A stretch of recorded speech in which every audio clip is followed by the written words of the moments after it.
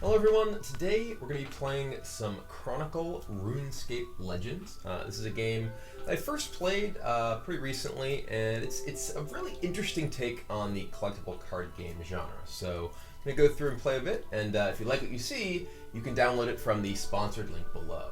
So the elements of Chronicle Runescape Legends that makes it so unique is that it's not really a game where you compete against another player directly, like in many games. We're just going to go ahead, I'll jump into a practice game just to show how it works. And we'll play against the blacksmith. We'll play with our vampire. So the way that this game works is that you are essentially setting up an adventure for your legend, your character.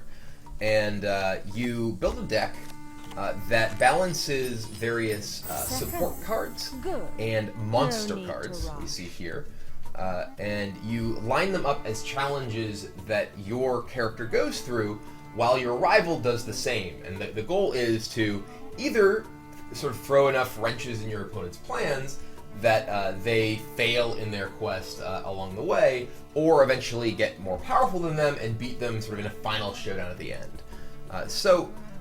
We see these cards here. These are monster cards, the ones with the sort of fire symbol in the top left. That's their attack. The heart in the top right is their health.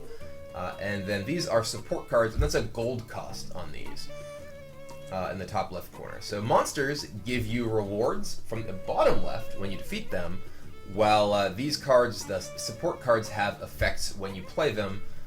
That some of which are immediate effects, some of which persist for the rest of the game. So you can go ahead and replace these cards from your opening hand. We're going to go ahead and we'll replace this guy, we'll replace this guy, sure. And we'll just go ahead and replace these here.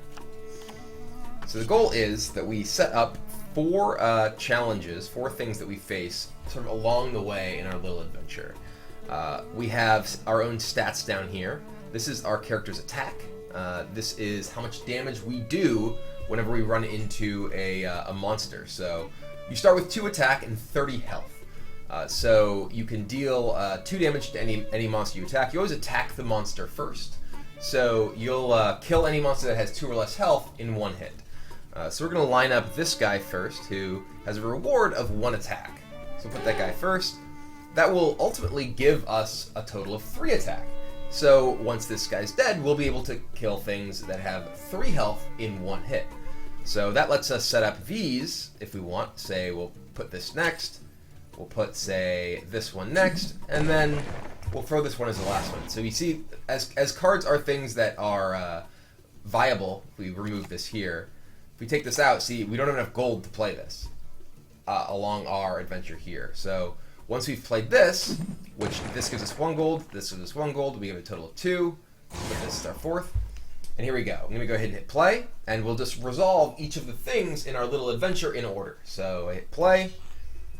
I defeat this little penguin guy as my rival faces off against something that gives them a reward. And as you see, they each go sort of one at a time, and we're trying to get the biggest advantage we can over our rival as it progresses. There are different classes, different characters that have different strengths and weaknesses. The one that I'm playing is the vampire. Has a lot of things to damage the opponent, as well as a number of things that use Orbit, which is a special ability that has bonuses if you're low health. We actually see I killed a guy who did damage to my opponent. You can track our opponent's status up here. So here I just used a special, which I lost 5 health to use it, but I gained a permanent attack. So now we reach the end of the first chapter, and we move on. Once we get to the next chapter, we draw 3 more cards. At the beginning of each chapter, you draw 3 new cards into your hand. And now we figure out, okay, how am I going to maneuver this one? And our opponent currently has 6 attack. Part of that is due to a weapon. You see right here. Weapons are effects that give you temporary bonuses. We see that this has 2 durability and 4 attack. So my opponent is using a weapon that gives them a 4 bonus attack for the next 2 fights they have. So we can try and, if we have things that can maybe remove our opponent's weapon, those are cards that exist, we could try and throw a wrench in their plans by disrupting them from being able to defeat monsters they might think they're otherwise able to defeat. Now we have 4 attack, so we can kill anything that has 4 attack immediately in a single hit. We're going to go ahead and put this guy first. We can kill this easily. This will do 2 damage to us, and we'll draw 2 cards when we kill it. We can kind of try and set up for... This is a mortal card, as I was talking about before. Mortal is, if you're at 15 or less health, it has a bonus effect. It has this mortal effect. So one of the things you sometimes do as the vampire is try and set up fights that don't necessarily go perfectly for you. Like, for instance, I could fight this guy first, and if I were to fight this guy, he has 5 health. So I'd do 4 damage to him. He'd hit me for 8, which would put me to 17. So we can actually do this exactly like this. So we play one of these first. Yeah, this actually will work out perfectly. Because when I kill this, I'll take 2 damage. Then I can fight this, which will, I'll trigger the mortal effect, because assuming nothing happens, we can always map out how things will play out. And then, here, I'll just throw a couple of other things in here to try to, we're going to try and burn our opponent out here. So, let's just go through those motions there. We fight the White Wolf, and we see, it will draw 2 cards, take 2 damage. Puts us down to 23. Now we fight this guy, and we're going to take a hit from him. So we hit him for 4.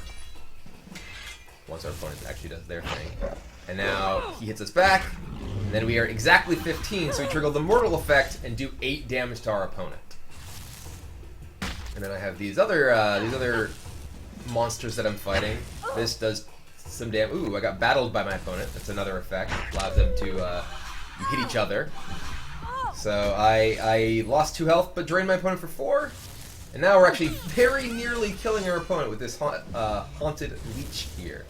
So we fight through the Haunted Leech and steal 4 health from our opponent, which puts us to 11 and our opponent down to just 4. So as you see, there's 5 total chapters in each battle, and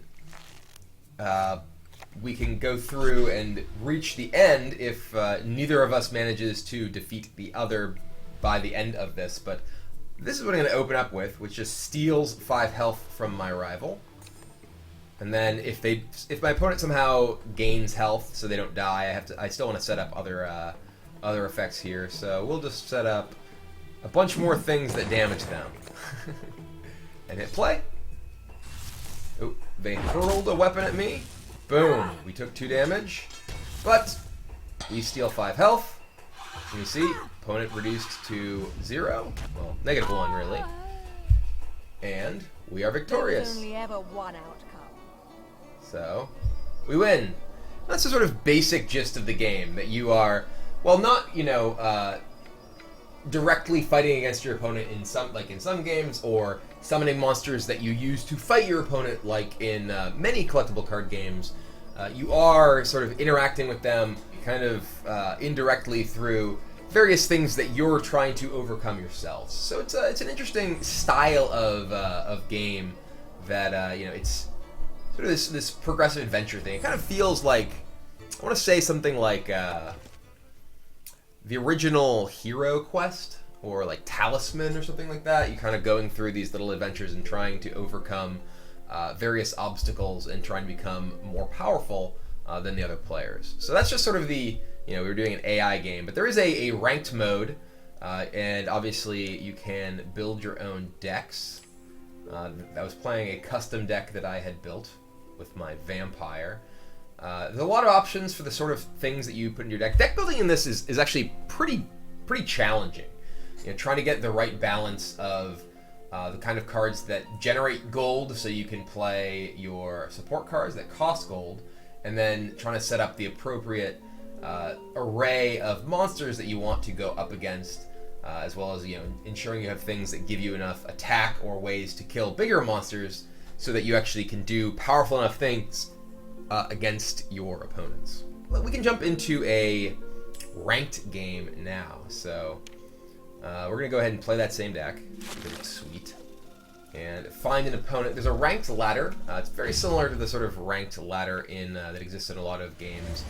You climb based on winning, and there are various rewards as you reach different tiers. So, and now we can, we go second. Oh no, go first. Okay, so if you go second, you get an extra card, and if you go first, you get to go first in every single chapter of the match. So it can end up giving you quite the advantage in some cases. I'm actually just going to go ahead and replace all the cards in my hand, I think. I don't have any of the best cards that I'm looking for. Right now I actually have no monsters with 2 health, which is one of the things that sort of allows you to chain into other effects. So we're going to go ahead and replace everything here. Let's see what we got. Alright, and this is a pretty good opening. We have one of our KGP agents. This little penguin, he's a penguin with a tie, but he's like one of the best cards in the game, at least that I've encountered so far, because getting a base attack bonus is very, very powerful. So we can go ahead and lead with this guy.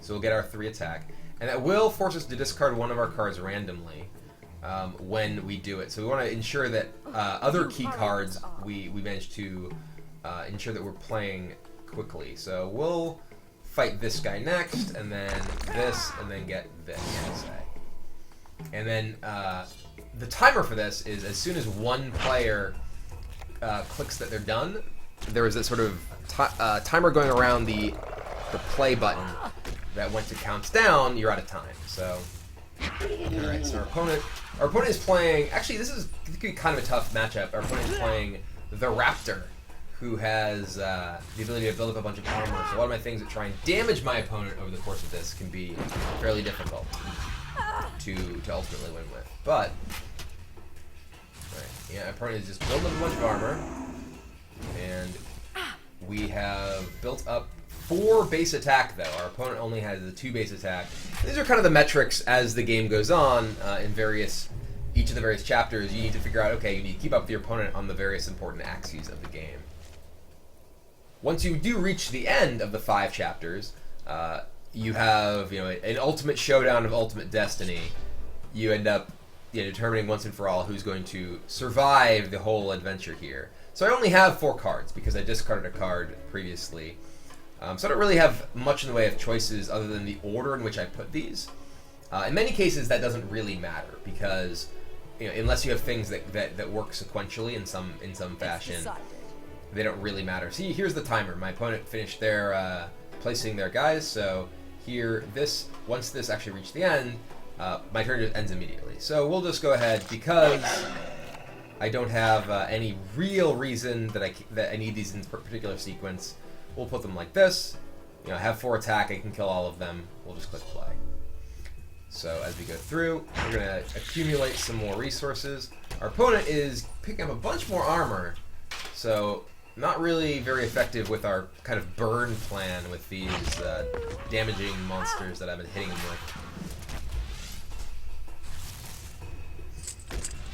with. Yeah, and he's accumulating a reasonable amount of... he's gaining... Oh, I got him good. So there, we just saw he played a card that if he had enough armor, he gained base attack.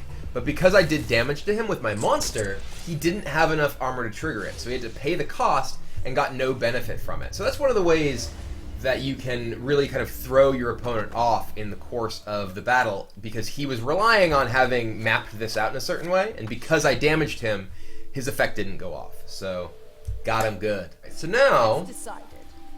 Nope, my opponent's just going quickly. If I played this first, I'd take 8. We can actually, I think, set up the exact same chain I did before. This into this. So this will put me to 22. This guy hits me. Yes. We'll set up this. Let's go. Oh, I'm taking some damage. So, and here's a situation. If I'm trying to set up my mortal stuff, and he has things that damage me, I may put myself in a position where I'm at precariously low life and can end up taking a bunch of damage that goes poorly. So boom, I hit him for 8. But he's healing up, and ooh, that's a powerful card. He got base attack and a bunch of health. And as you see here, my opponent didn't put anything on this particular level. So you don't have to actually place any cards on the various challenges in your chapters. It's not required. So now we're in the 4th chapter, so there's only 2 more to go. So we're getting to the point where we are just going to show down against each other pretty soon. So this is one of my best cards, is Gorge. I steal 6 health from my opponent. We're just going to open with this, I believe. It's decided. I can just keep stealing health from him.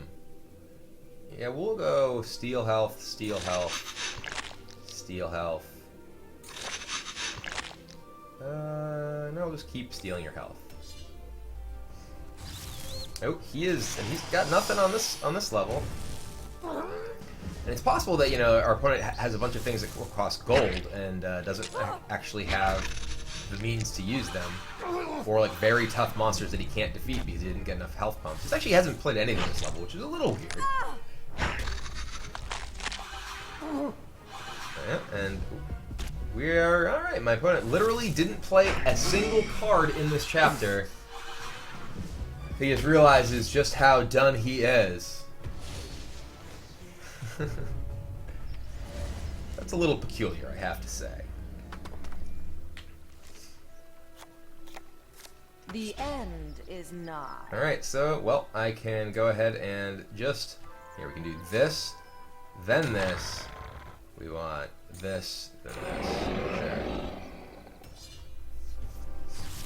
Sure. Oh, okay. Oh, he's losing 8 health? Oh, God. This puts my opponent down to... down very low, because he loses 8 health, and my steal health goes directly to health and goes through his armor, and he sacrificed a bunch of health to gain armor, and boom! Put himself in a precarious position. I took advantage of it with my health steal, and defeated him. Won my ranked game, collect my reward, and, oh, I leveled up, earned some currency, and skilled up these various things. So this is a game based on RuneScape. I never played RuneScape, but I know that there are a lot of people who are fans of that out there.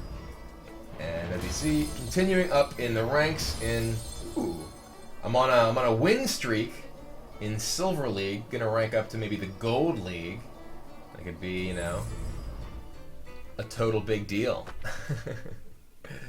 So in addition to, you know, the ranked play and the ability to, you know, test your decks against the AI. One thing that is pretty cool that I tried for the first time when I was actually streaming Chronicle Dungeoneering. It's kind of the arena draft mode where you build a deck as you go and compete against opponents and continue deeper into the dungeon, get more rewards as you go. This is the deck that I drafted, and it seems super good. This guy, he's a diamond rarity or whatever, one of the rarest cards. Let's go ahead and jump into a game in the Dungeoneering mode.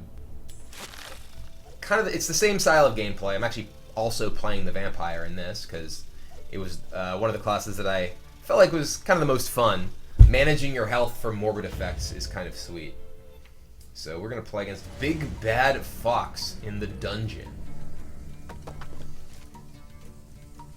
Alright. The further you go in the dungeon, the sort of better rewards you get. Oh, here's another one of the diamond rarity cards. And this is another like powerful morbid card.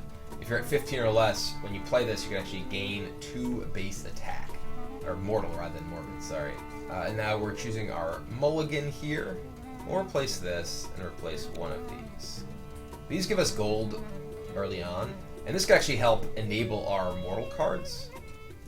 Alright, we'll replace those. Ooh. We can play like this first.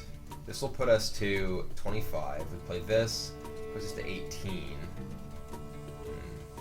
It's actually going to work out very, very poorly for me.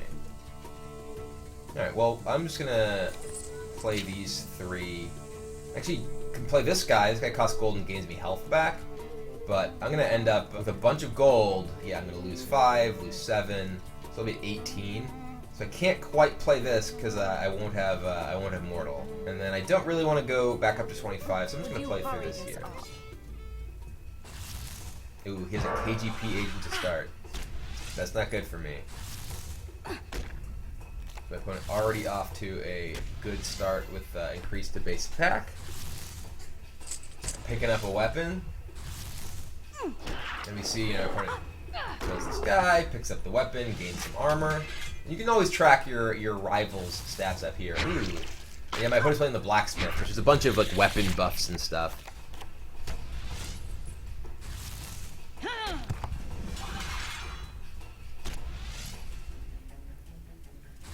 Oh, he deals 6 damage to me. Ah, well, if I'd known, I can totally set up my my thing now. Well, hopefully my opponent has no way to deal 12 to me, because that would be dangerous. All right, well, so now we're at 12, so we are going to be able to set up our mortal cards. So we'll play this first. Which will give us 2 base attack. We want to ensure that we play this before we potentially go up from mortal. Then I think I want to play Gorge, just to ensure that I'm, safe, frankly. Because if my opponent, knows that I'm at 12, your opponent sees everything that's happening as you go. Yeah, we'll play this, and then this gives me a little bit of gold because I'm gonna be low on gold after that. So I get +2 base attack. I can go to another +1 at the end with this guy. All right, we'll do that. So we'll play through. Ooh, Falador Party Room. My opponent's going to play, drawing a bunch of cards. Discarding random cards. Let's see what happens. Well, we won't see. Our opponent will. Ooh. Discarded. I couldn't really tell. Those are sweet. And steal 6 life from you. Steal some more life. Oh wow, did my opponent just not have anything to really play? So yeah, my opponent didn't really have a good chapter here at all. Only played that 1 card. Must have sort of been out of anything good that they could actually take on in that level. And now coming out of chapter 2, we have 5 base attack, which is huge. We can actually take out some pretty big things pretty easily.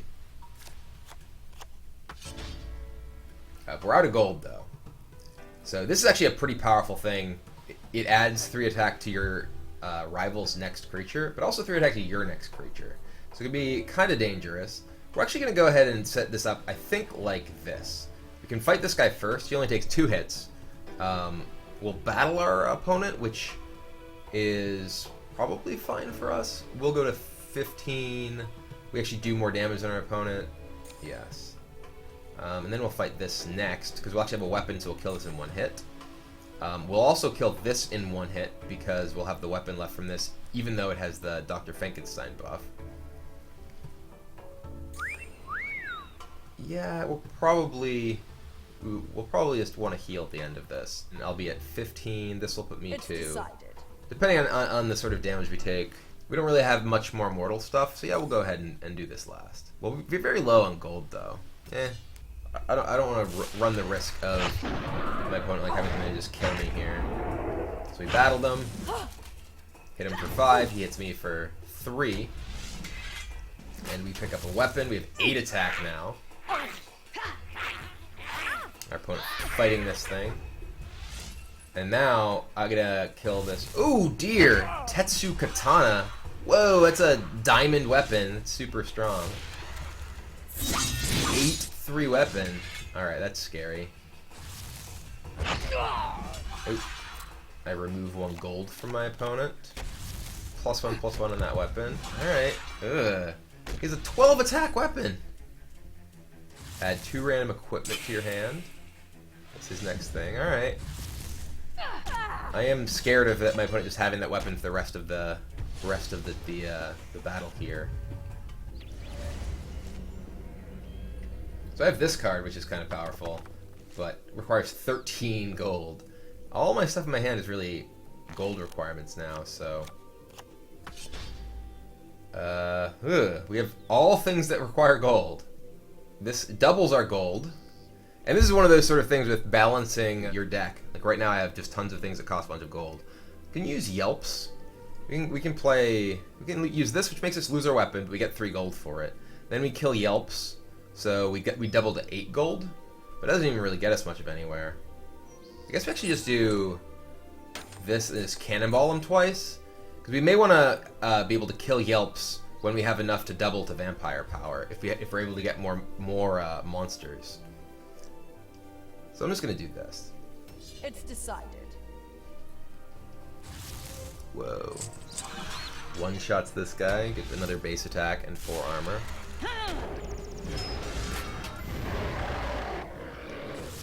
Deal. Oh no, he's battling me. Gonna hit me for 13. Ugh. Oh god, I'm down to 12. He's down to 13 and his weapon's gone. Remove 3 weapon durability from me. Haha, I don't have any.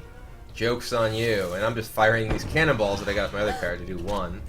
So we're actually in a pretty similar state here. My opponent's at 12 health, or 11 health, I'm at 12. I have 1 more attack.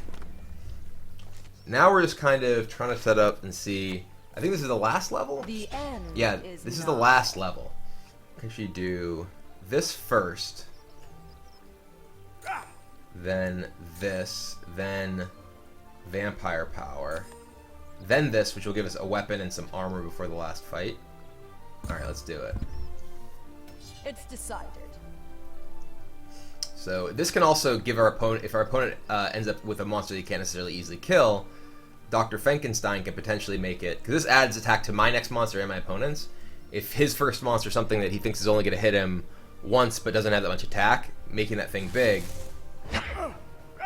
Oh, this is actually going to be excellent. Oh, we're going to make this thing have 3 attack. He's going to have to hit it 3 times.